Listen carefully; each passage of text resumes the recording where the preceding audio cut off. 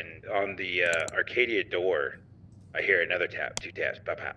Usually if you hear 3 taps, it's, demonic or whatever, that's what they say.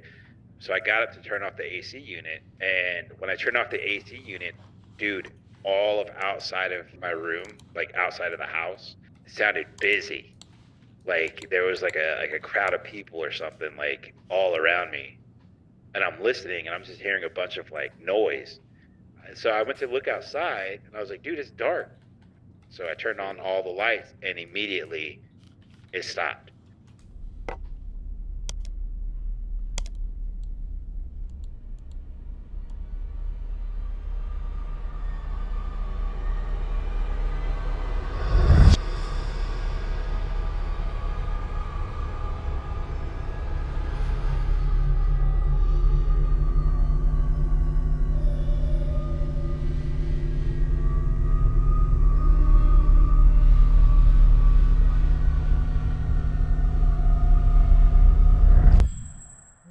Okay, so that was pretty short, but let's break it down. Recently, I got to check out the latest installment from the Blumhouse Insidious franchise, Chapter 5, The Red Door.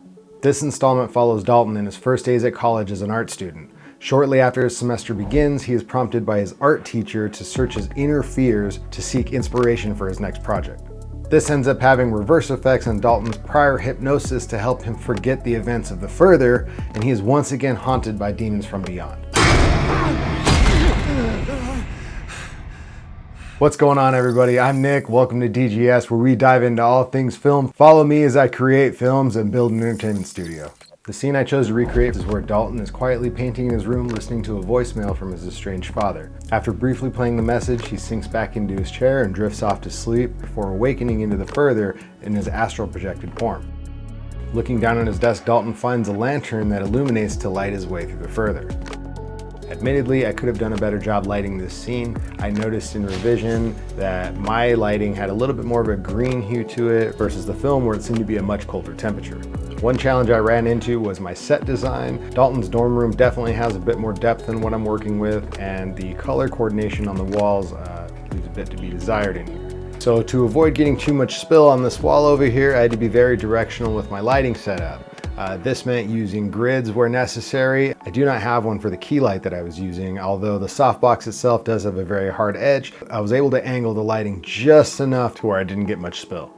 Now, in addition to this, I took a couple of wand lights with magnetic backing, some magnets and 3M tape, and fastened those to the ceiling to get this top-down lighting effect. Not only was this a good backlight to knock out any shadows on the wall, I angled one of them to act as a rim light for myself as well.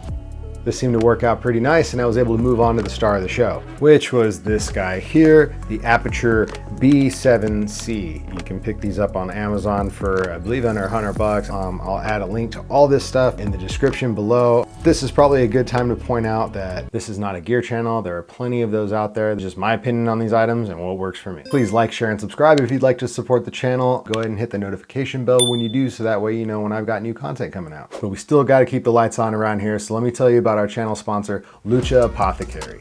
Full disclosure, this is my company. So we handcraft skin and personal care products for athletes or anyone trying to become their best selves. All of our products are handcrafted in small batches. They feature hemp oil, which is super nourishing for your skin and hair. We sell soap, lotion. We've even got stuff for your dog. Go check it out at shoplucha.com. Let us know you're a viewer and save 20% off with the promo code DGSV. All right, we're done paying the bills. Let's get back to it.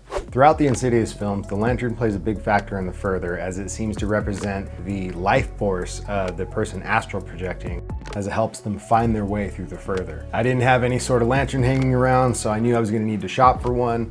Most of the things I came across were simple camping lanterns that weren't going to work out, for the simple fact that I wouldn't be able to control the lighting enough for the cinematography. So I was off to the nearest craft store, and I was quickly able to find what I needed. I found this nice metal frame lantern with glass inserts. The only problem here is that it was completely transparent, and I knew I was going to need to make some adjustments. I didn't want the bulb to be visible, so I knew I was going to have to set up a diffusion that would not only cover the lighting unit itself, but give me a nice diffusion on the face, so that way I wouldn't have any harsh shadows, giving me that flashlight underneath the chin effect.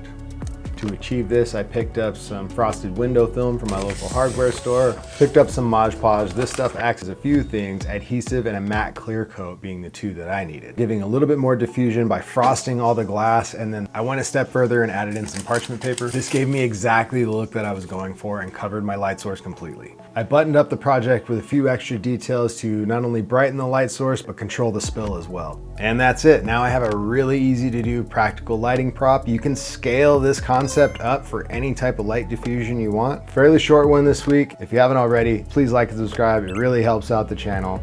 Follow me on my creative journey and pick up a few tips to help you along yours, or just be entertained. It's up to you. This has been DGS. Stay free, everybody.